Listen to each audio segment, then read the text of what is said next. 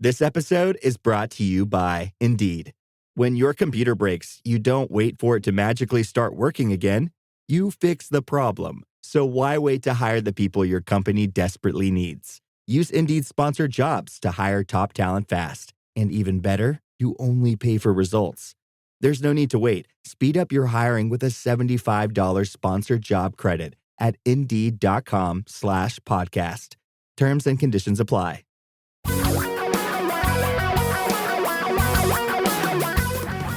Reality radio for a really great future. We're talking real money. Well, it's talking real money time again. We're always here talking real money. But what we try to do is we try to talk about money quietly.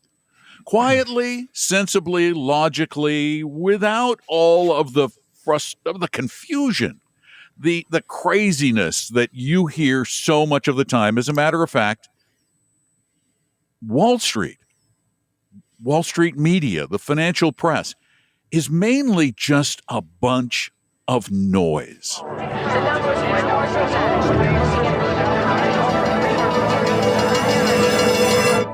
Now, I've been hosting financially oriented talk shows for about 35 years. One of the early believers in no-load funds, then a guy by the name of Paul Merriman, told me all about this wonderful way of investing that is academically based and, coincidentally, a whole lot less noisy. It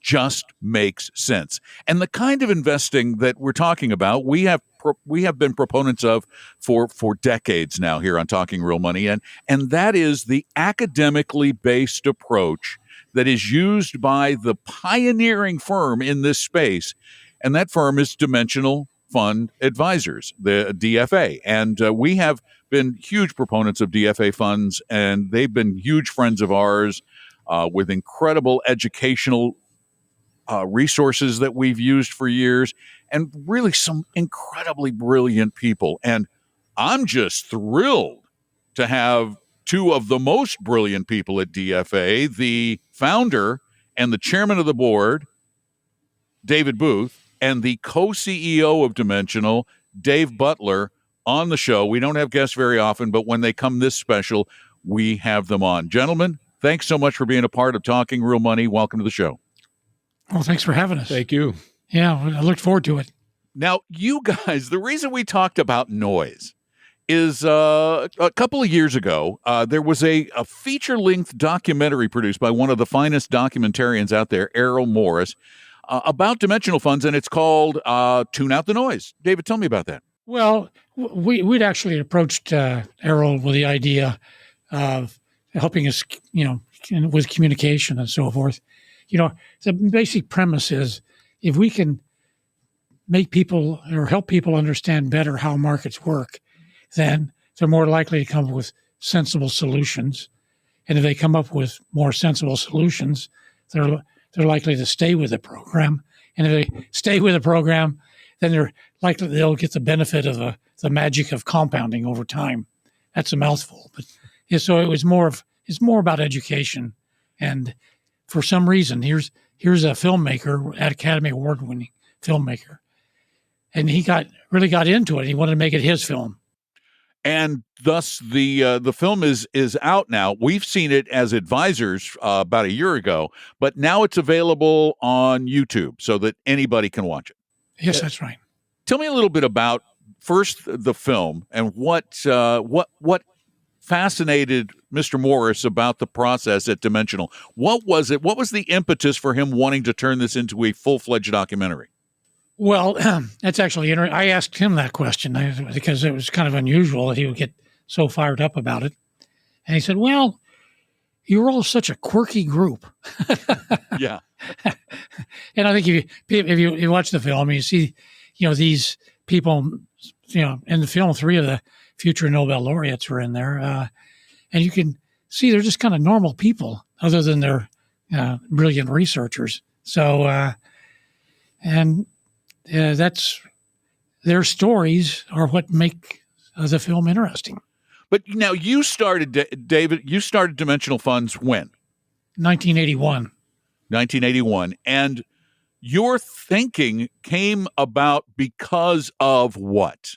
Why did you want to do this different way of investing? And we'll talk about why it's different in a bit. Well, I went to the University of Chicago, and that's where everything changed for me. It was just a hotbed of excitement. This revolution in finance that was going on. One of the centers of that was clearly the University of Chicago, and I worked for Gene Fama there as a research assistant, and he's the person that coined the term efficient markets.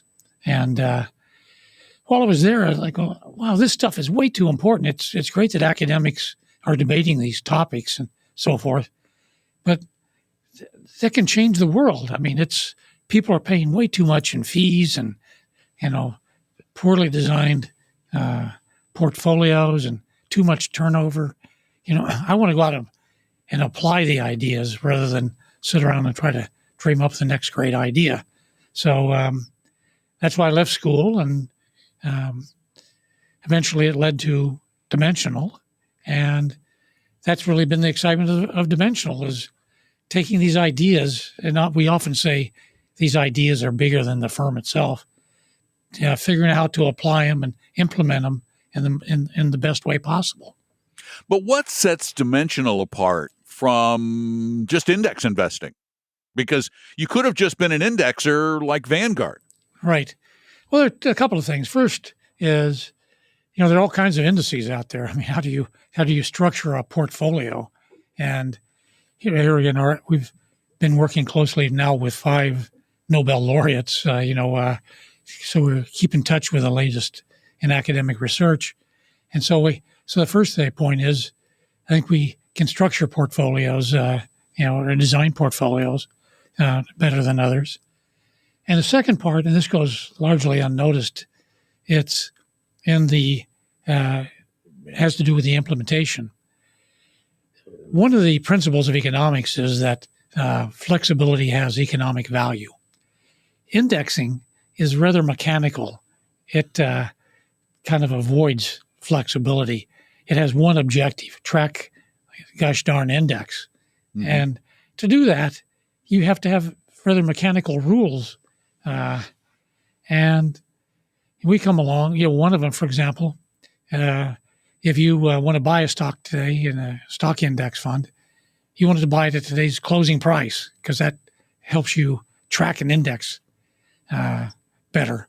Well, you'll be buying it at the closing price along with every other index fund that's out there that's wanting to buy it at the closing price. And we say, well, that doesn't make any sense. I mean, it's everybody rushing for the door at the same time. It's the same stock. Yeah, it's only so much to go around at any one point in time. So he said, well, we'll develop a skill in trading. And there are any number, we could go on, the whole broadcast, we could talk about all the little things you can do to add a little bit of value over indexing. Kind of an empirical question. Is that true or not? And when we started out, it was a claim we asserted we thought we could add value. Mm-hmm. People said, well, how do we know you can do it? So they gave us small amounts of money. And then over time, we were able to demonstrate a value added over indexing. And that's what created really the great growth in the business. Now, prior to that, though, you didn't have absolute evidence that your ideas worked, but you did have some research data from which to base those assumptions. No, not only do we have research data, our first fund was a small cap fund. And in those days, and our first clients were large institutions, large pension funds, insurance companies, and so forth. And what we were able to point out to them is that they weren't holding the stocks of smaller companies. And any reasonable person, if you're thinking about how to form a portfolio, you'd want stocks of large companies and small. You wouldn't want to have just all your money in large stocks. And people said, well, that's true. So we said, well, we'll give you access to small companies, because the reason you don't have small cap stocks is it doesn't pay for money managers to do all the research, on small cap in order to, pick the winners. So it's just not economic for them. For us, it's we can easily deliver and give you access to small stocks at very low fees. And that was even before we had data. So that's the only reason I was jumping in on the data part. And then we had data, and even there, people would say, "Well, why don't you show me the data?" I go, "Well, I don't want to. I mean, you believe the story. I don't want to." Yeah. Yeah. You believe the story. I mean, beliefs are better than data any day of the week, you know? Yeah. So we had an overwhelming idea. And here again, the only potential snag was, how do we know you can trade these things? I mean, because small companies are rather illiquid, thinly traded. How do we know you won't just get your eyes ripped out? And we said, well, we don't know. We'll give it our best shot. And and one of the reasons, though, I think at least it helped initially, was the fact that when it was founded, Dimensional was a firm that only catered to larger institutional style clients. Is that right? Right. And that made it. Eventually, we started working with advisors, and we had the ideal fund set up because institutions are always beating you down on fees. So we had, really well thought out funds with good track records, monitored not only by these institutions, but also our independent directors were all leading academics. So those are two groups that are tough to please. And to that academic point, David, for you guys over the years, I mean, you mentioned it. You've worked with working with five Nobel laureates. Now, just to put that in perspective, most people don't know how many Nobel laureates there are. There have been less than 100 in the history of the Nobel Prize. You got 5% of them. Oh, there you go. well, how? Why? Well, it goes back to, because we hold in our small cap portfolios and our funds, basically we buy about 10,000 stocks around the world. And so every portfolio we have, we specialize in, you think of them as market portfolios, small market, value market, where you have hundreds or if not thousands of stocks in it. Well, you don't want to do that with an individual portfolio. I mean, if you have $1 million to invest, you don't want to buy 10,000 stocks. So we wanted to create a mutual fund, and that's been the cornerstone of what we do. And now ETFs.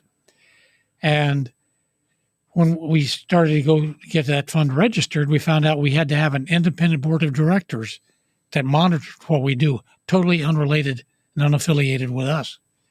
So the only people we knew were leading academics. So we went over, and Merton Miller was the first person we saw, and Merton got his Nobel in 1990. We said, we need you to help as an independent director. He said, oh, okay. And then sure, why not? What the heck? And we walked out the door, and coming down the hall the other way was Myron Scholes, of the Black Scholes option pricing model fame, who got his Nobel Prize in 97. And said, Myron, again, we need an independent board. And Myron goes, well, how much are we going to get paid? And I said, well, Myron, it turns out we don't have any money, and you're supposed to be independent. We can't pay you anyway. But if the fund gets up and running, the mutual fund will pay directors' fees. He goes, okay. And so forth. And so they did it for free initially. Yeah, they didn't even know. Yeah, good for them. Well, that's important, because they did it because they believed in what we were doing, and other people weren't doing it. So, for a period of time there, we were the only shop in town, so that was really important to us. We are a very binary species. We tend to think in blacks and whites, human beings. We're lousy at gray. You guys are really a very gray firm. You live in the gray areas. It's not always good or bad. It's gray. It depends. I have and Dave, this is for you. Dimensional funds hold themselves out to be active mutual funds. They're promoted as such. However, really, when it comes to investing over the years, there have been two primary definitions of active and passive. Passive is indexing. Active is picking stocks and timing markets. Where does DFA fit in that continuum between active and passive? You're not active in the sense that you're picking stocks and time in markets. Right. Well, I think this goes way back to the history of this firm, Dimensional, in 1981, even prior to that.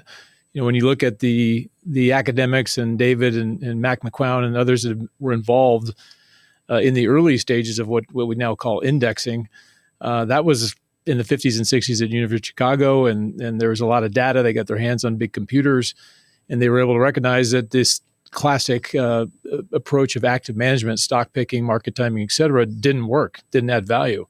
So they were really the original indexers, if you will, in the early 1970s. David and Mac at Wells Fargo and Rex Singfield at American National Bank. That was the kind of, I'll call it the indexing movement at the time.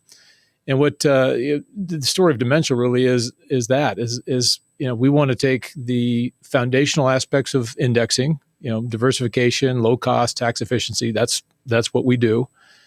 But we want to recognize also that being hamstrung by an index composition and trading, as David pointed out earlier, trading on certain days with certain kind of illiquidity pressures and so forth, that's problematic for a fund from a total return perspective. So what Dimensional's really done, and going back to your question, active means we're daily implementation. We have flexibility in terms of how we trade. We take all of the good things about indexing, and then we add daily implementation, flexibility, and some of the things that we think are special and helpful to the end return for a client. So when you look at our kind of track record and history now, and David pointed that out earlier, we have 20 years of funds, equity and fixed income funds that have beaten indexes. 84% of those funds have beaten indexes. The average active manager, that number is 17%. So when you talk about the track record and the implementation, it really comes down to that. If, as David always points out, we would not have a firm if we didn't implement better than everybody else, and if we weren't able to add value above and beyond indexes. So that's really been our story from day one. And sometimes labels of active versus passive get confusing to people. But I think it's really just the key cornerstone kind of concept is we take all the best of indexing that we just mentioned, diversification, low cost, tax efficiency, and then we add value from a flexibility and a trading perspective. And also, again, to Dave's point, is identifying certain areas of the market, certain premiums that show up in the historical data, and we try to deploy our capital and buy stocks in those areas in the most efficient way possible. And we think there's a value add in that as well. Okay, you got a whole building full of PhDs down there in Austin, and in California, and in Charlotte. Can't you get these guys and gals together to come up with a new term between active and passive? Well, we need a new word. Well, I'll buy anybody dinner that can come up with a better one. We've struggled with that for 43 years now. Yeah. Basically, I'll just add, I don't think there is such a thing as passive management. I mean, you got to make choices. If nothing else, you got to do trades, and how you do them makes a big difference. And you vote the proxies, all the proxies, and there's a lot that goes on into portfolio management that's not related to picking winners. And so, an example would be, if you look at the Standard & Poor's 500 index, that's the index that probably has more index funds chasing it than any other. When a company leaves the index and they need to add a name, the committee sits around and they kind of look at each other and go, what do you like? Here's a group of stocks, the next largest stocks that aren't in the index. Which ones do you think we should add? Yeah, that's an active decision right there. Yeah, right. So I don't think an S&P and 500 index fund is passive. Now, over the years since you started Dimensional, David, and since you've been there, Dave, the industry has dramatically changed. I remember when I was a broker back in the 80s, no-load funds were practically unheard of. Index funds, nobody was doing. Everybody believed in active management, in stock picking and market timing. That has finally flipped to where less than half of the market is traditionally actively managed in the mutual fund arena. Where do you think this is going to go, and why do we still have so much active, given the fact that the numbers are so bad? Either of you. Well, I'll go back to my start at Dimensional, 1995, so 30 years ago, and we were, the number that was quoted at that time was low single digits. So I think 3 or 4% of the assets were indexed at that time when you looked at the Morningstar mutual fund book, if you will. So today it's. And it was a book, by the way, folks. It was a big, thick notebook that I sat and leafed through. and today it's up over 50%, to your point. So the movement has progressed. The movement is pretty has been methodical. I think it's as Gene Fama points out in the movie. How do you explain it? Well, you look at the data, and the data suggests that it doesn't make a lot of sense to pay high fees for something that doesn't seem to deliver value beyond chance. And I think that's been the kind of the mantra in the story, particularly even in the advisor space. We've seen a movement in that direction over time. When I first started in 1995, I spent most of my time with advisors talking about why Morningstar star ranking didn't really suggest any kind of performance going forward. Or we talked about a certain active manager that had a great run for 2 or 3 years and why that run might not continue. And now when you walk into an advisor's office, it pretty much is table stakes. People say, yep, diversification, yep, low cost, yep, tax efficiency. And then you get into the kind of some of the more wealth management oriented topics. So the mindset has shifted completely. I still think, people just naturally have emotions, and those emotions are, two big emotions are fear and greed. And, people think and like the idea of going out and trying to find a great manager or finding a great stock and that sort of thing. So there's always going to be that natural emotional bent to try to outperform. The main thing that we always try to caution advisors and caution clients is that you want to focus in on the data and the statistics and what suggests a proper policy, investment policy is for that particular client, and stay with it and avoid kind of the emotion that comes, the fear and the greed that comes with the market movement each day, like we're seeing right now.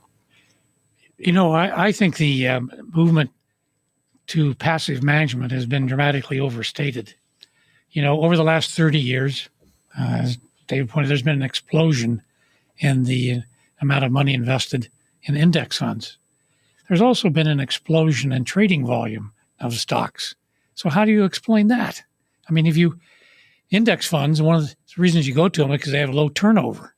So here you have a situation where the growth in indexing has been associated with a growth in trading volume.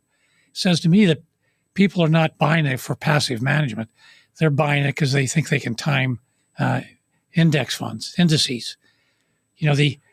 So they're just broad market timing instead of individual stock timing. Yeah, right. I mean, I think I don't know how else to explain it. So you're not worried that the like many pundits in the noisy media, you're not worried about the argument that indexing will eventually destroy indexing? No, not in my lifetime. Well, speaking of lifetimes, Dave, the industry over the past 100 years has changed dramatically. I mean, 100 years ago, we barely saw mutual funds. They were closed-end. They were hard to buy. They were incredibly expensive, complicated, convoluted. And over a very long period of time, the mutual fund industry grew. It was still expensive. And then suddenly in the 80s, really, the 70s and 80s, it exploded. And now we have mutual funds and we have exchange-traded funds, which Dimensional has gotten into in a big way.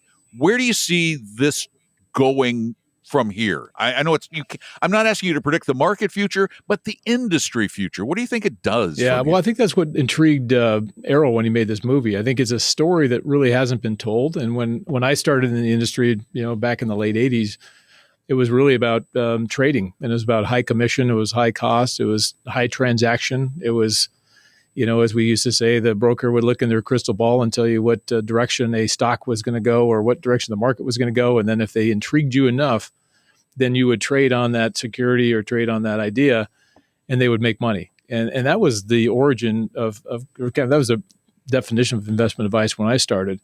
I look back, I remember looking back at one of my personal trades. I actually made a $10,000 trade, and there was a trade ticket in my garage when I was clearing it out a couple of years ago, and it was a $500 commission on that $10,000 stock trade. So it's a 5% commission. So, 5% in, 5% out, you're talking about 10%.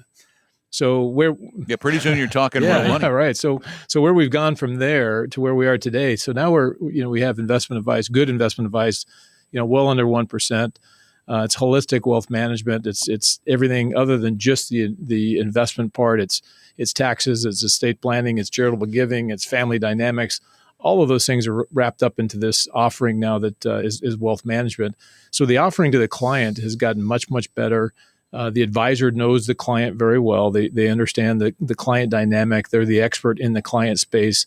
There's a separation between the advisor and Dimensional, or Dimensional is the capital market expert. The advisor is the client expert, and we think that's a really a good dynamic in the way things should be. And all that adds up to a much, much better client experience than we had 10, 15, 20, 30 years ago for sure. So things have gotten better. I think technology has been a big impact on that, funds and ETFs and ability to trade at a very low cost. Custodial costs are very low. Things have gotten much, much more efficient. Now, the downside, and David and I have talked about this quite a bit, the downside of technology is that it also can lead to behavior that's not positive and helpful to a end client. So things like trading apps, things like the fact that David and I could sit here and trade a stock right now if we wanted to on our phone, that leads to some of the activity and trading and turnover and taxes and things that are not helpful to the end client. So technology can be a very, very positive thing from an investment perspective. It can also be a negative or detrimental in certain ways to client behavior. So I think one area that we really need to focus on and talk about going forward for clients is really the emotional and the behavioral aspects of their approach to the markets, number one. And then secondly, I think this idea of customization, and David talks about this quite often. Technology has allowed individuals to have much, much more customized investment solutions, and things like, we not only launched ETFs 4 years ago, but we also launched a separately managed account platform at $500,000 when our old minimum used to be $20 million.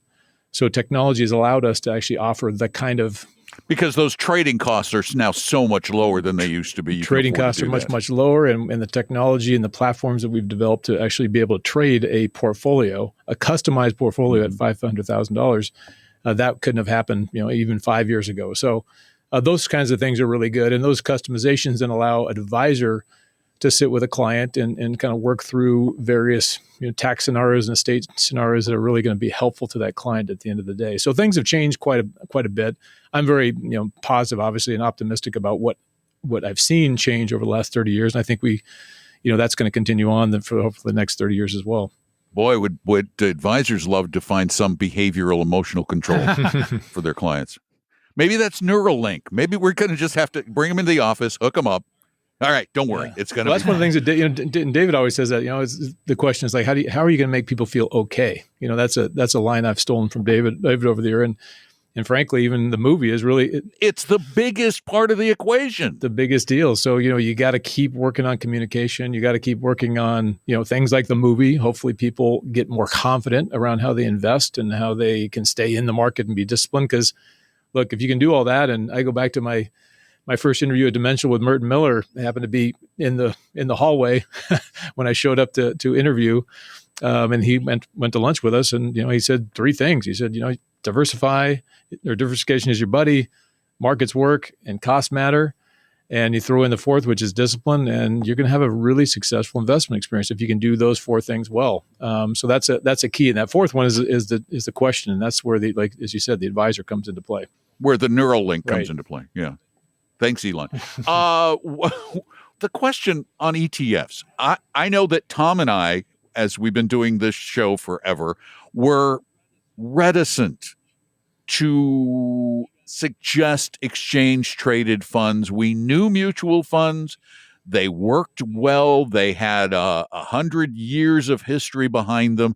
And this new kid started up in part because of technology, the exchange traded fund, which is an evolutionary device of some sort, but we were scared of it. Were you scared of it initially, or concerned? Maybe not scared, but not convinced it was the right way to go?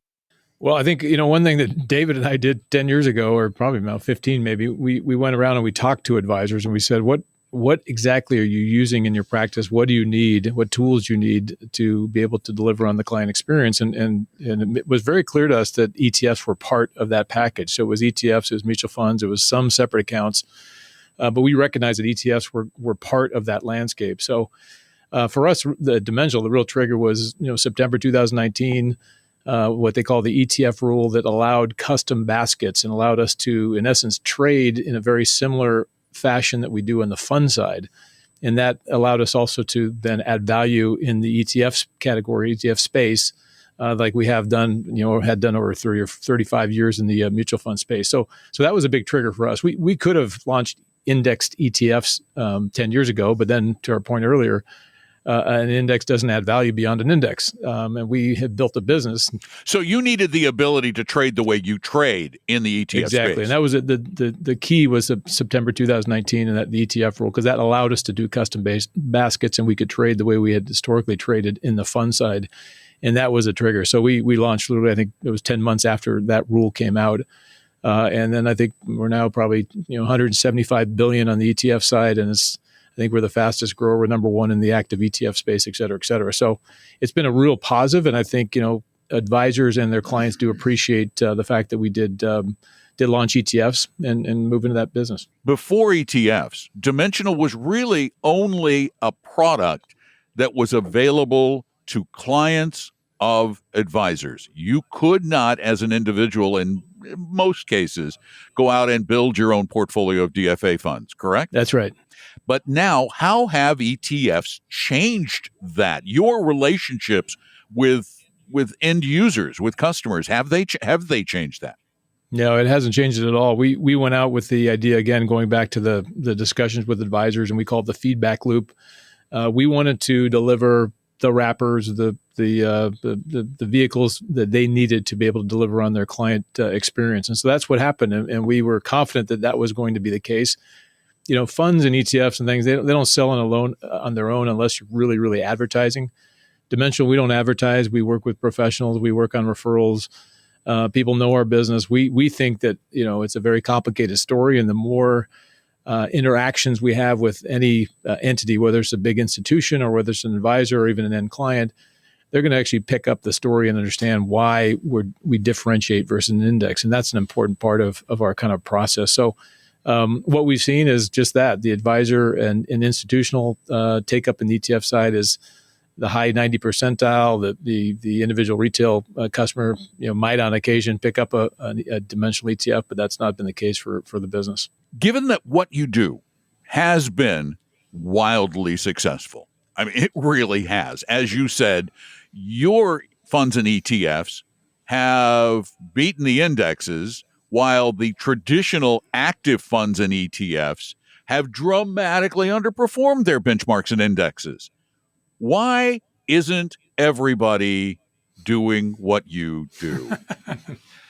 Wow. I ask myself that same question all the time. I don't blame you. I'm thinking about starting one. No, I'm kidding. I'm too old. Yeah, no. I mean, but look, the history of financial services, whether it's money management or insurance or whatever, is it's always been a product push business.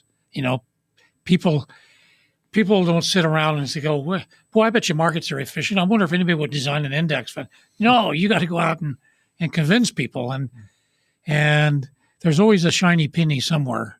And what we do, it's sensible, important. I wouldn't call it sexy, I mean.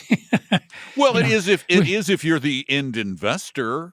Well, at my age, that's about as sexy as it gets, So anyway, but I would rather think, look, when we started the firm, next month will be 44 years ago, and in my spare bedroom in Brooklyn Heights, and we were just happy to have enough money to have positive cash flow for the firm. To go from that to $800 billion under management,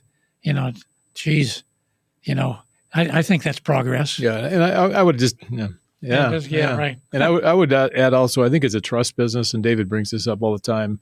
You build trust by setting expectations and meeting expectations over and over again. And I think what Dimensional's done and why we've been successful. And I've been around for a long time, from $9 billion under management to $800 billion. It's been that we've done that, and we've done it methodically. And I think it's a story that, we don't, as Dave said, we don't push it. We don't advertise it. We let people come into our circle. We let them look at the information, at the data, the history, and the kind of body of work, the returns that have been delivered by Dimensional.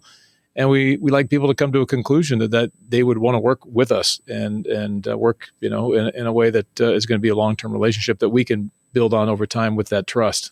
So I think that's the kind of the I'll call it the slow build. I mean, it's been methodical, but it's been, it's rare that I see, and I've told David this a number of times, when it's rare that I see somebody who actually comes across the information and we present it in that way that they don't kind of nod their head and say, I get it.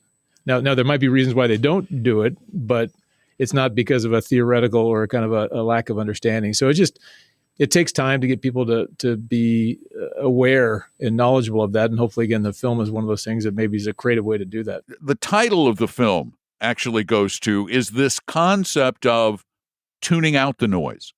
How do you manage to tune it out of your lives, your family's lives, your friends' lives? We tend to want to check up on our portfolio. We tend to want to watch CNBC and Kramer's bombast. How do you and your friends stop? And how do others stop paying attention to all this stupid noise? Well, investing is complex and uncertain, and it's really, in some ways, it's about managing that uncertainty is what it's all about. And if you have a well-grounded approach, they say, okay, the markets are going to go up and down.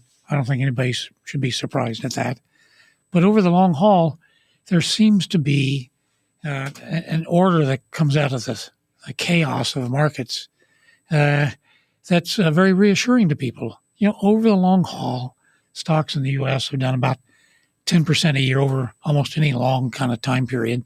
That's a pretty good return, and that's just that's available because you can buy market portfolios.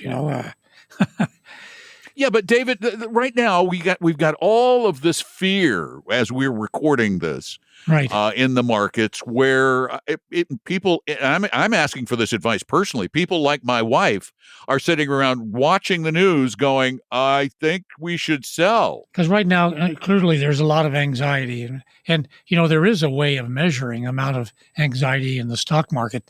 There's this VIX index, which is just a volatility measure. I don't want to get in. And that has spiked up, indicating that there is more uncertainty now than there had been a few months earlier.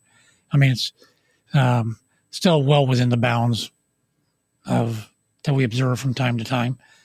But, anxiety isn't restricted just to stocks or bonds. I mean, it's life in general. I mean, part of the anxiety about the market is people are worried about the economy. And I think it's perfectly reasonable in times like this to stand back and say, what should my long-term investment approach be? And, connected to what your personal situation is. And, it may be time to rethink investing, but it shouldn't be based on a short-term trying to time the market. I mean, I have anxiety, so I'm going to sell stock. And it may feel good, but being out of the market is one of the most costly things you can do. And one of the things that's disturbed me the most over my 50-some years in the business is every time the market dips a little bit or the anxiety level spikes up, people want to sell. Then they get out of the market and my gosh, the market, instead of going down, it goes up. Then they go, hey, I can't get in the market now. The train's already left the station. So you have, the cost of acting on acting on anxiety can be really quite high. So step back, take a relief, and finally, you got to have an alternative. If it's not investing in the stocks in a meaningful way, where are you going to go? I mean, you look at bonds. There's a lot of anxiety over inflation. Look, no matter how long you're around, you're always going to have those emotions. It's not easy. You got to recognize that and know that. But we used to have a saying that was, I can have an opinion, but God forbid I invest your money based upon that opinion. And that's always been kind of my kind of fallback position when I think about this stuff. I read the paper, I watch the news on TV, like everybody else, and I've got an opinion, and I get nervous, I get scared, I get, giddy, I get greedy. I just don't act on it. And I think for me, like as an old, and Dave and I are big basketball fans, it's kind of like, if you're a free throw shooter, you got to go in the gym and shoot 100 free throws a day, so that when that moment comes and you're out in front of 10,000 fans, you got to make a basket, you fall back on this repetition. And so I think in the investment world, you have to fall back on the statistics, on the data. You have to fall back on information that's going to put you in a comfortable spot so that you don't react emotionally in the moment. And that's, I think, what David just said as well. So basically, tuning out the noise is trying to turn off the emotions and concentrating on the data. Yeah, concentrating on stuff that makes sense. I mean, the thing about noise is it's, on average, you have a tendency to think of it, it adds up to zero. So you go through all this anxiety and you end up, no better off and worse off if you acted on it. I'll just conclude with one of the things that people don't fully appreciate is the miracle of the stock market, public markets like in the U.S., where you have a lot of transparency, a lot of trading volume. And you have these very sophisticated professional investors on both sides of the trades. They're trading with each other. And, they don't trade unless they think they're getting a good deal. So what that means is even with all this anxiety going out there, the market mechanisms are working. And people aren't going to come in and invest unless they think they can get a fair return. And that's the thing you have with the stock market that you don't have in your personal life, is there's plenty of reasons to have anxiety about the economy or whatever. But the stock market itself, is pricing all of that out.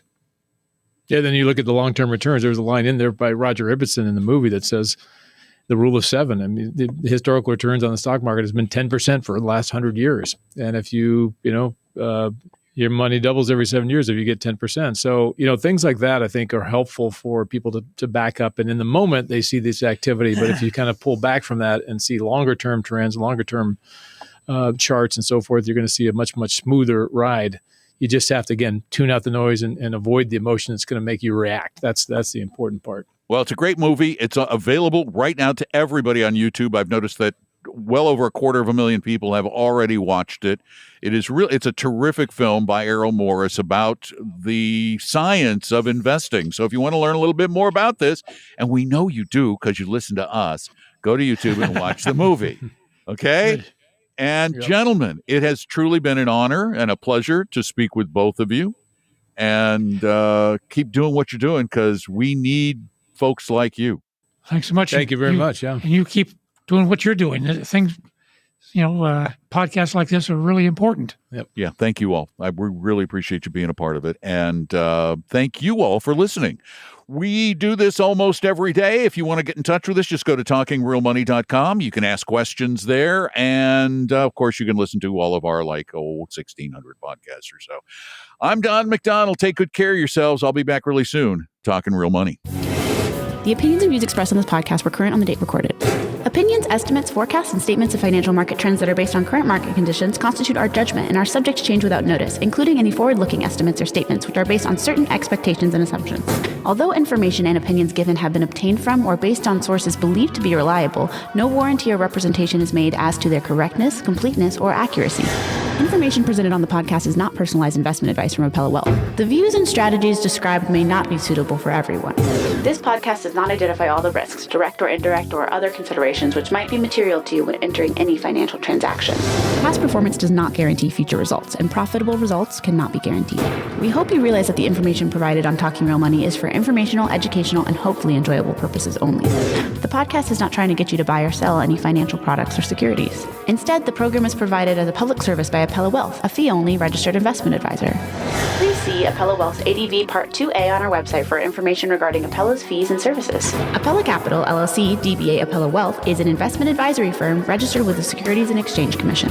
The firm only transacts business in the states where it is properly registered or excluded or exempt from registration requirements. Registration with the SEC or any state securities authority does not imply a certain level of skill or training. Appella does not provide tax or legal advice, and nothing either stated or implied here should be inferred as providing such advice. Thanks for listening, and please visit talkingrealmoney.com for more information and important disclosure related to performance of any specific index or fund quoted in this podcast. And the lawyers get richer.